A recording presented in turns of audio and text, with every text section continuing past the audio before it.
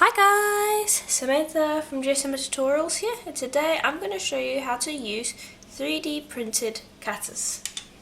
So let me just bring over something quickly, and I want to just show you something. When you are looking for 3D printed cutters, I would recommend looking for one that has a tapered edge so that it is nice and thin, and the edge you're looking for is 0.4 or under wide, so that you have a nice thin edge so that it cuts the clay properly. And now this is an example of an edge that is a little too wide, whereas this is an edge that is nice and thin. So I'm not sure if you can see that on the camera. I'm trying to show you as best I can, but that is the first thing you want to look for. And so now once you've got your 3D printed cutters, you might encounter a few issues, and I want to show you how to get around those. So the first thing is cutting out on paper. A lot of people like to use paper or wax paper to cut out their pieces, and they find that the clay sticks in their cutters. So here is a piece of clay that I have, and I've got white on one side, black on the other side. And I want the black to be my backing and the white to be my front.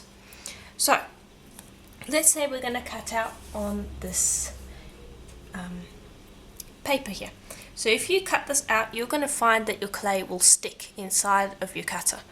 So the way to deal with that is to take your piece and put cling wrap over it and then cut, and then it won't stick in your cutter. But then the thing is, your front will have a dome. So if you don't want a dome on your front, take it, flip it over so your back is facing up, and then take cling wrap.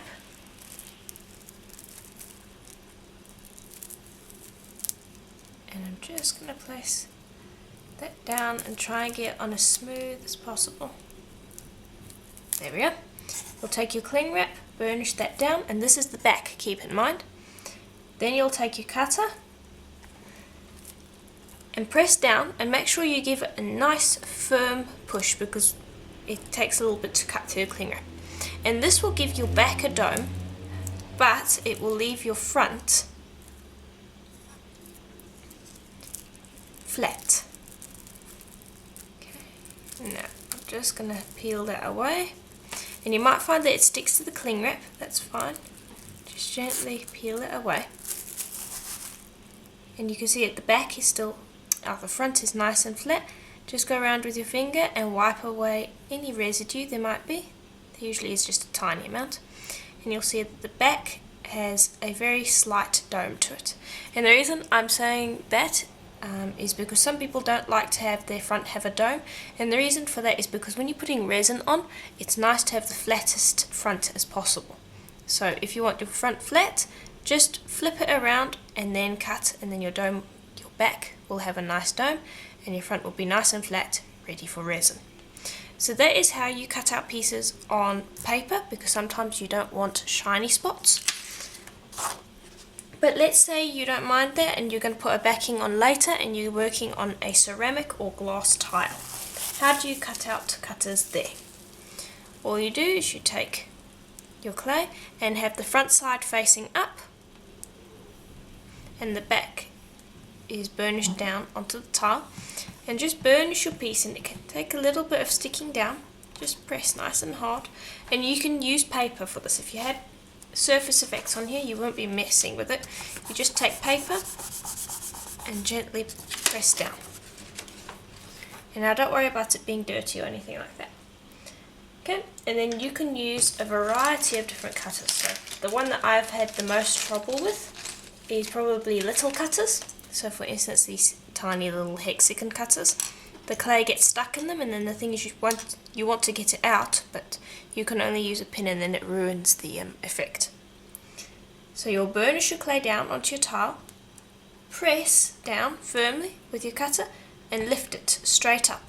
Don't wiggle it. If you wiggle it, the clay will get stuck in your cutter.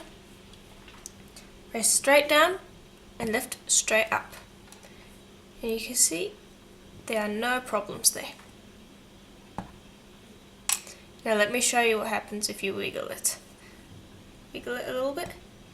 And sometimes it doesn't stick in your cutter, but what it will do is it can sometimes stick in your cutter. And another thing that happens is you will be distorting your shape. There's no need for that. Just press straight down and lift straight up and it will do just fine. And that is how you use little cutters. And again, if you wanted to cut them out on a piece of paper, all you would do is you bring over your piece of paper, flip that over, put the cling wrap on, and then cut from the back. Get those out of the way, clean up the tile. Okay.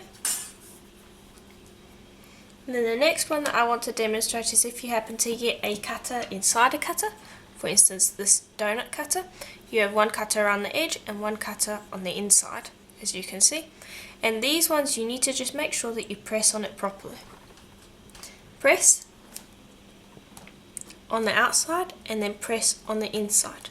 And that will make sure that you have a nice clean cut. So let me just show you that. Lift this up. And there you are. You can see you have a nice clean cut.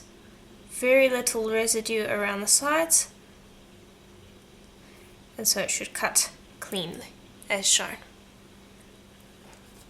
Okay. Clean up the tile again. Okay. And another example I want to show is using round cutters. Actually, I'm not going to use that one, sorry. Using this one here. Again, burnish down to your tile or use the paper method. Grab your circle. Cut. Now the nice thing about circles is even though you can just lift that straight up and it will be just fine, what I like to do with circle cutters is I like to give it a twist. This guarantees that it isn't stuck in the cutter, and it also means that we're giving that edge a really, really clean edge. So you can just see that there is a slight difference. This one's got a little bit of residue around the edges, whereas this one completely clean. So that's just something else to keep in mind when you are working with circle cutters. Now the last thing I just want to demonstrate is how to work with a very narrow cutter. So again, you burnish it down, and very important to make sure you burnish that down. And here's the narrow cutter. And I've had trouble with this sort of cutter before, but the best way to do it is to either use, as I said, the paper method or the burnishing down onto a tile method. You position it, press straight down, make sure that you've got a nice clean cut because it's a fairly long narrow cutter, and then lift straight up. And you can see you get a very nice clean edge on that. Now lift that up, and you're going to have a tiny amount of residue on the sides.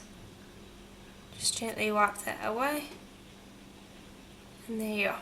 Got a nice clean cut and it didn't stick in your cutter.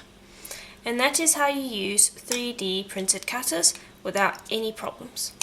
So I hope that this quick tutorial was helpful to you.